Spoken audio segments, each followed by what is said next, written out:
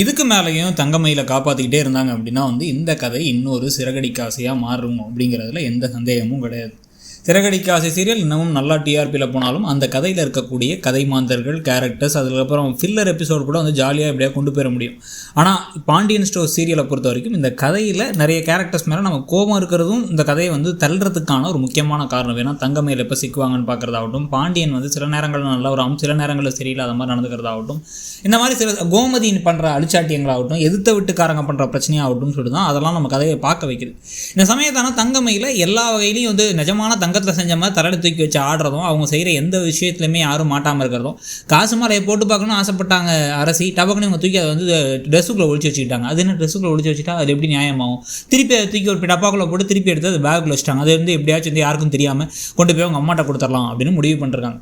இந்த சமயத்தில் டக்குன்னு ஏதாச்சும் நகையெல்லாம் இது பண்ணும்பொழுது ரெண்டு விஷயம் நடந்தால் நல்லாயிருக்கும். ஒன்று, இவங்க நகையெல்லாம் மாற்றி கொடுக்கும்போது ராஜி 2-3 இவங்களுடைய தங்கமயிலுடைய நகையும் கொடுத்தாங்க அப்படின்னா அது பக்கத்து வீட்டுக்கு போயிருக்கும். பக்கத்து வீட்டில் இல்லை அதை எடுத்து பார்த்துருவோம், என்ன தான் நகை அதெல்லாம் ஒரிஜினல் நகையான்னு பார்த்துருவோன்னு சக்திவேல் எடுத்து பார்க்கும்பொழுது அவர் ஒரு 3-4 நகைலாம் கவரிங் நகையாட்ட இருக்கு. அப்போ எங்கள் நகையை எடுத்து போய்ட்டு கவரிங் நகையை கொடுத்தீங்கன்னு கொண்டு வர, எப்படி எல்லாமே தங்க நகை தானே கொடுத்தோம், அது எப்படி கவரிங் நகையாக மாறும் அப்படிங்கிற மாதிரி யோசனை வரும்போது இது ராஜி இது என் நகை இல்லை, நான் மாற்றி வச்சிட்டேன், தங்கமயில் அண்ணியோட அக்காவோடது அது அப்படிங்கிற மாதிரி மட்டும் சொன்னால் அப்போ தங்கமயிலோட நகையெல்லாம் எடுத்து பார்த்து மாட்டலாம்.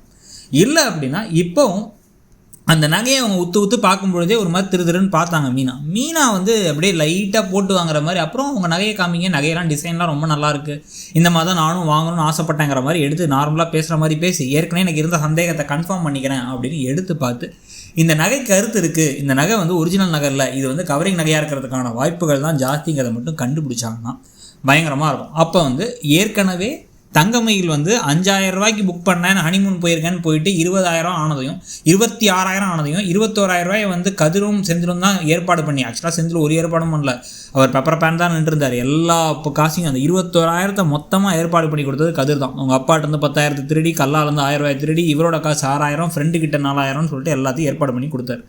ஸோ அந்த ஏற்பாடு பண்ணி கொடுத்த காசெல்லாம் ஒரு விஷயம். இன்னொரு விஷயம் இந்த கவரிங் விஷயம். இது எல்லாத்தையும் யோசிச்சு பார்த்து ப்ளஸ் பார்த்திங்க அப்படின்னா டியூஷன் எடுக்கக்கூடாதுங்கிறது தான் பிரச்சனை ஆரம்பிச்சிச்சு. இன்னமும் டியூஷன் விவகாரத்தை தான் பிரச்சனை ஓடிட்டு இருக்கு. இந்த எல்லா விஷயத்தையும் கூட்டி கழித்து பார்த்தோம் அப்படின்னா இவங்கள்ட்ட ஏதோ நிறைய தப்பு இருக்குது. நகையில் தப்பு பண்ணுறாங்க. இங்கெல்லாம் மாமா கிட்ட எல்லா உண்மையும் சொல்லணும்னு நினச்சவங்க அங்கே போனதுக்கப்புறம் சொல்லாமல் விட்றாங்க. அவங்களுக்குன்னு வந்தால் ரத்தம், மற்றவங்களுக்குலாம் தக்காளி சட்னின்னு பிஹேவ் பண்ணுறாங்க. ப்ளஸ் அப்போ பார்த்தா அவங்க நடந்துக்கிறத எல்லாத்தையும் போய் அப்பப்போ ராத்திரியில் ஃபோன் எடுத்து வெளில போய் பேசிகிட்டு இருக்காங்க. அதெல்லாம் யோசிச்சு பார்த்து எல்லாத்தையும் தூக்கி போட்டு எல்லாத்துக்கு முன்னாடியும் போட்டு உடச்சி இவங்க சரியில்லை, இவங்க ஃப்ராடு, ஏற்கனவே இந்த குடும்பமே ஃப்ராடு நான் சந்தேகப்பட்டதுனா உண்மைன்னு தூக்கி போட்டு உடச்சா நல்லாயிருக்கும். அதுவும் எப்போ தங்கமயில் இவங்களுக்குலாம் அட்வைஸ் பண்ணுற பேர் வழின்னு இறங்கும்பொழுது அந்த சமயத்தில் போட்டு உடச்சா சூப்பராக இருக்கும்னு தோணுது. உங்களுக்கு என்ன தோணுதுங்கிறத சொல்லுங்கள். தேங்க்ஸ்.